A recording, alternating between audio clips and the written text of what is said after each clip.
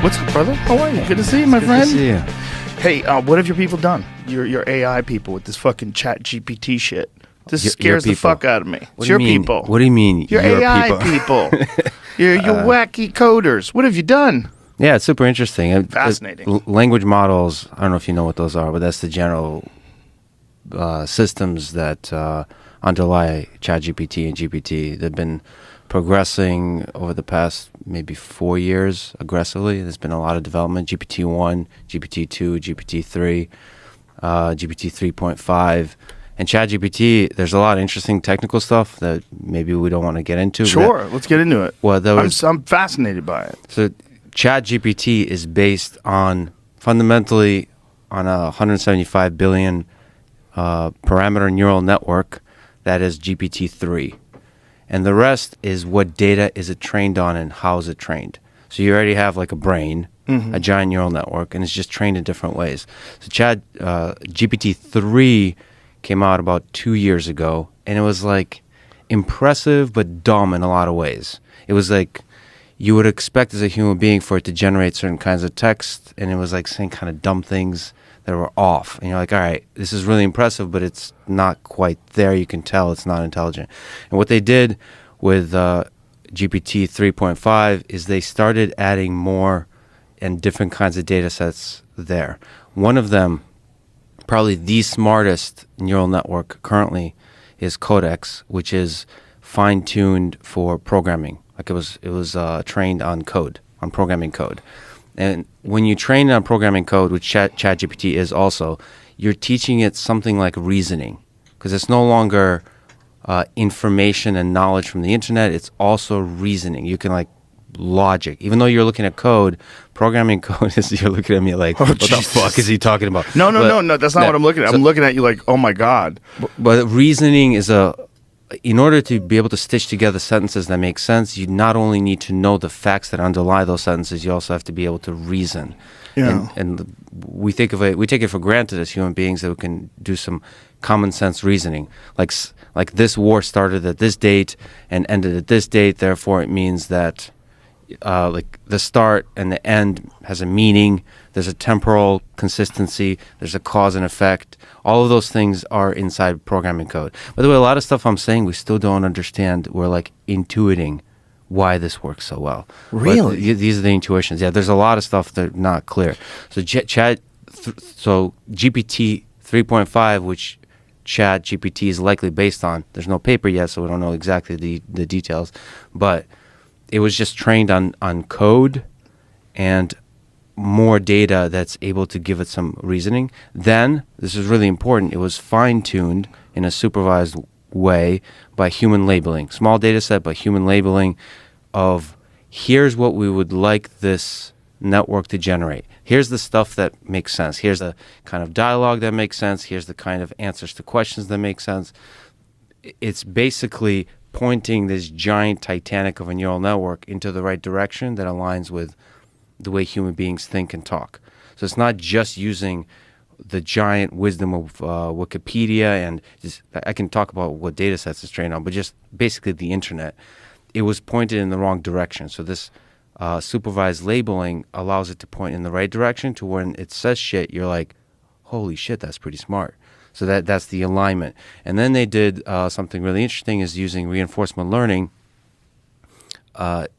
based on labeling data from humans. That's quite a large data set. The task is the following. You have this smart GPT 3.5 thing, generate a bunch of text, and humans label which one seems the best.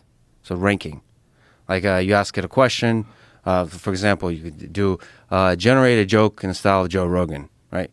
And you have a label. They have 5 options, and you have a label. Does it mention dick and pussy? No, I don't know which. I don't know how exactly, but so you get it to rank. The human labeler is just sitting there. There's a very large number of them. They're working full time. They're labeling the ranking of the outputs of this model, and that kind of ranking, used together with a technique called reinforcement learning, is able to get this thing to generate very impressive to humans output. So it's not actually, there's not a significant breakthrough in how much knowledge was learned. That was already in GPT-3, and there was much more impressive models already trained. So it's on the way, not just OpenAI.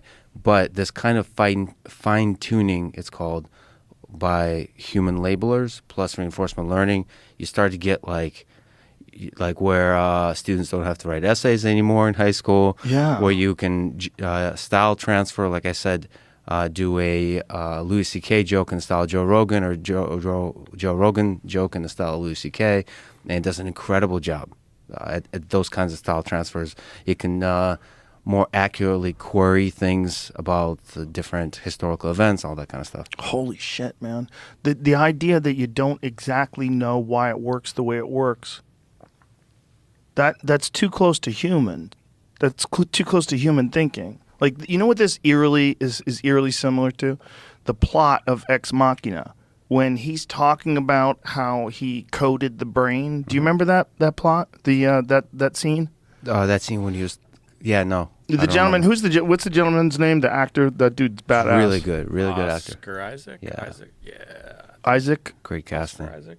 He's amazing. Alex Garland, the director. Oscar Isaac. Somebody I got to know. Oscar Isaac. It's He's in Star Wars and shit too. Yeah, no, that movie was one of my top 10s. I love that movie. But that scene where he's below John Wick 1, 2, and 3. Well, 3 was... I'm not a fan of 3. 3 didn't have any muscle cars. Still worse than Scent of a Woman. Go on. Call back. It's worse than Scent of a Woman. Which one? John Wick 3 or 1? All of them. How dare you? All of them. It's silly man movies. Yeah, you ever watch them when you're on a treadmill, though? No, I don't. Gives you motivation. Yeah.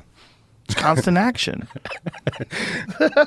You ever watch them 100 times on a treadmill? Which apparently you have. Well, I was trying to win a bet. All right. Rocky is better, I think, for that. Really? I'm a sucker for Rocky. The whole soundtrack. I can't get over the bad fight scenes. Oh, the bad fight scenes. I can't. My disconnect, it won't allow that. Have you seen the montages recently? No. They're cheesy as hell and they still work. Because he's doing Like, the kind the of movie was fitness he's doing. amazing. He's doing like pull-ups and like he's doing the silliest of stuff. Even Drago, it's silly. Anyway, It's just, there's so much corny to the actual physical confrontations. sure. Like, as an analyst, I'm like, come on, it doesn't work like this. Which is the interesting things about Ex Machina for me as somebody who knows about AI and robotics. It doesn't. The corny signal doesn't. What is this? So this is the one when he's in Russia doing the old school training, running in the snow, jogging in the snow, and that's supposed to be badass. And then the other dude, Drago, was using machines and computers and shit. And Look at these computers. that's where I found out about the Versa Climber.